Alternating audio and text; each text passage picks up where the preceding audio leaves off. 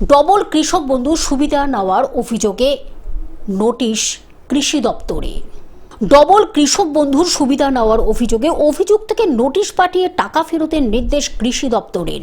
এক ব্যক্তির নামে দুটি কৃষক বন্ধু কার্ড থাকার অভিযোগে উঠল পশ্চিম মেদিনীপুরে চন্দ্রকোনা 1 নম্বর ব্লকে। অভিযোগ, আলাদা আলাদা কৃষক বন্ধু আইডির মাধ্যমে ডবল সুবিধা নিচ্ছিলেন ওই ব্যক্তি।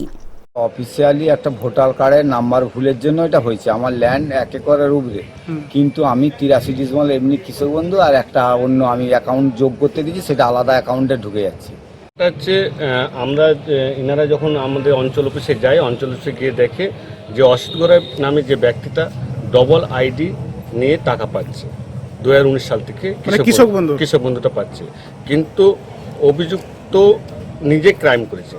ঘটনাটি চন্দ্রকোনা 1 নম্বর ব্লকের মনোহরপুর গ্রাম পঞ্চায়েতের বেড়াবেড়িয়া গ্রামের। অভিযুক্তের নাম অসিত গড়াই। বিষয়টি জানাজানি হতে তথ্য প্রমাণ সহ কৃষি দপ্তরের লিখিত অভিযোগ দায়ের করেন এলাকার বিজেপি নেতা কর্মীরা।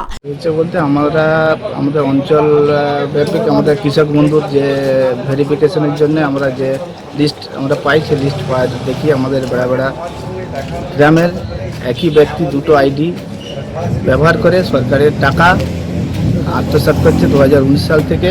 আমরা সেই টাকা পুনরায় ফেরত পাই এবং সেই ফেরত চাই, সেই দাবি নিয়ে আমরা আজকে।